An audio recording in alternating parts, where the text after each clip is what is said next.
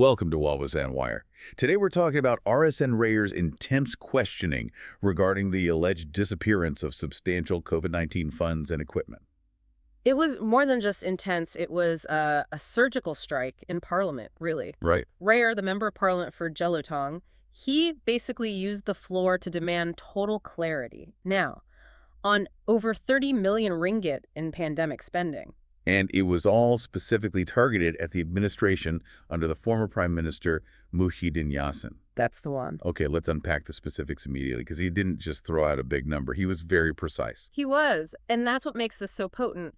We are looking at two distinct buckets of funds here. The first is RM4.25M. That was cash, right? Cash donations. Cash donations, exactly, received by the government during the crisis. And the second, much bigger amount, is RM26M worth of COVID-19 equipment. So you add those up and you get, what, RM30.25M? Mm-hmm. And Rayer's argument is that this is all just missing from the books. Missing from the official commentary, yes. It's a huge transparency gap. And the timing of this, the political pressure, he didn't just ask this in a normal session. No, absolutely not. The context is everything here. He raised this during the committee stage debate for the 2026 federal budget. Why is that so important? Why then?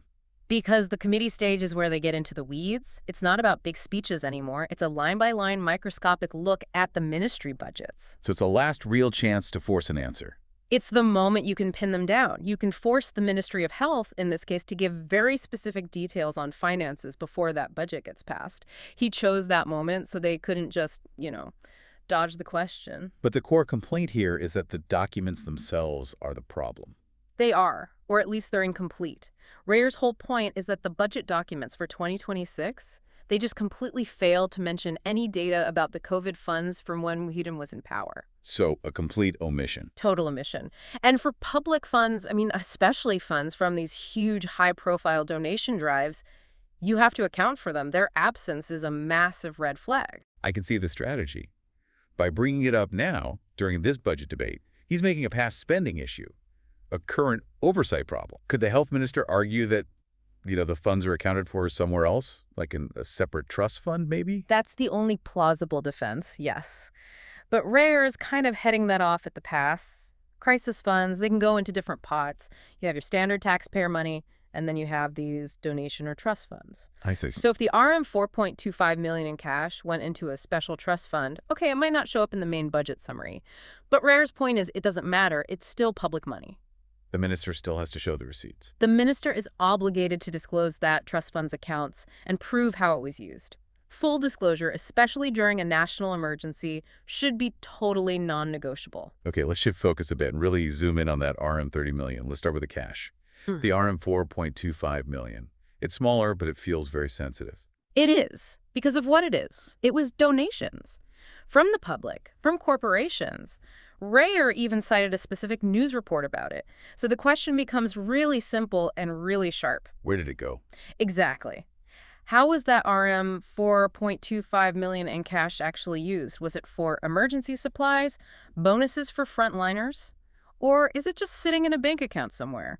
Without a clear answer, the questions just get bigger. And then you have the logistical headache. The RM26M in equipment. Cash is one thing, but equipment, that's physical stuff. It has to be somewhere. And that's an even bigger challenge for the ministry, I think, because RM26M in gear isn't just one thing. You're talking about a whole mix of items. Like what? Ventilators? High-value assets like ventilators, ICU monitors, sure, but also consumables, specialized PPE, test kits, things that expire, and you have to track all of that differently. So if this stuff was bought, say, 2 or 3 years ago, where could it be today? What are the possibilities? Well, scenario one, it's in use, spread out across hospitals all over the country. If so, the ministry needs to produce a recent inventory. Show us which hospital has what. Okay. Scenario two, it's in storage, maybe a central warehouse kept as a surplus for the next emergency. Fine, but then you have to prove it's there and that it's being properly maintained. And the third option? It's been disposed of. It's broken, it's obsolete, or it's past its shelf life. That's also a valid outcome, but you need the records to prove it. And the difficulty in producing all this information quickly is that, well, hospital inventory management is already complicated. It's incredibly complex, and you have to remember, during the crisis, things were bought fast. The usual bureaucratic checks and balances, they were bypassed for speed. So the paper trail was probably a bit messy from the start. Less robust, let's say. So now, years later, the government is being asked to go back and create that detailed documentation. It's a huge administrative task, but it's a necessary one. This brings us to the political theater of it all. Because Rayer didn't just ask the question into the void. No, he made sure everyone was watching. He deliberately, specifically pointed out that the member of parliament for Pago, Muhyiddin, was right there, in the chamber, listening. Wow. So he put him directly on the spot. He did. He even sort of suggested, maybe a bit sarcastically, that the former leader might have already forgotten about it. It turned a dry financial question into a very direct, very high-stakes political confrontation. But at the same time, it's important to note what Rayer said his goal was.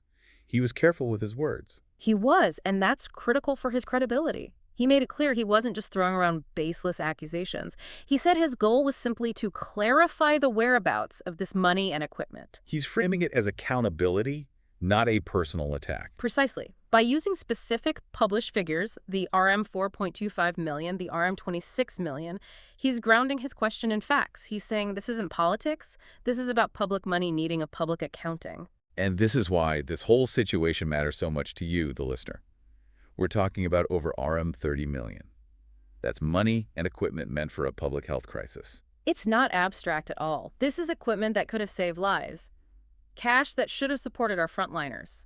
The lack of a clear accounting that affects the basic trust between the people and the government. Every single person who went through the movement control orders, who relied on the healthcare system. Everyone has a direct stake in knowing where these resources went.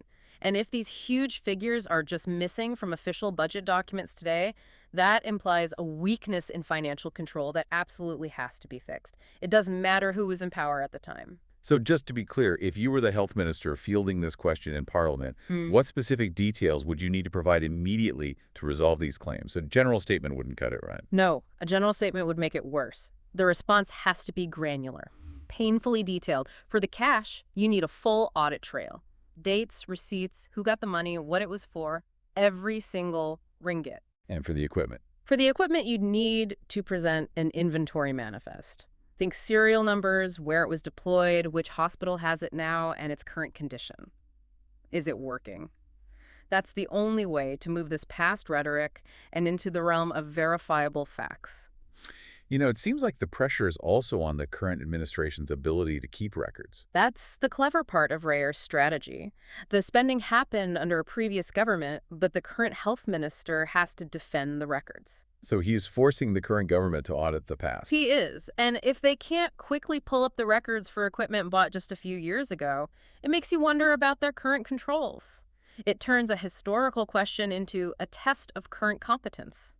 The political stakes just go way, way up. When you look at the bigger picture, the pandemic triggered massive emergency spending globally. If Malaysia can't account for this specific RM30 million, what does that say about the accountability for the billions that were spent overall? It suggests the system, the standard bureaucratic machine, really struggled to keep up. Speed was the priority, and that's understandable, but the post-crisis job is to make sure every cent can be justified. And if it can't be? If it can't, it creates this long shadow of mistrust over all large-scale crisis spending. It leaves the door wide open for future political challenges, and maybe even brings in agencies like the Malaysian Anti-Corruption Commission. And for the Member of Parliament for Pago, the political fallout continues. Even if he wasn't directly involved in spending the cash, his name is tied to the government that oversaw it. Absolutely. The buck stops at the top. The ultimate responsibility for transparent governance during that time rests with the former leadership. Rayer's questioning makes sure this chapter stays open until the public gets a documented, verified answer. So as we wrap this up, what is the single most important takeaway for the public right now? The immediate priority is a full, public, and documented clarification from the Ministry of Health. They have to account for two things from the last administration. One, the detailed spending of that RM4.25 million in cash. And two, the certified inventory location and status of the RM26 million in pandemic equipment. Those two specific figures have to be resolved with audited proof, nothing less. And here's a final thought for you to consider. How quickly can a clear, definitive accounting be provided when millions of ringgit of public funds are questioned so explicitly in Parliament? The answer to that, how fast it comes, how thorough it is, that will tell us a lot about the real standard of financial transparency we have right now. Remember to like and subscribe for more videos like this.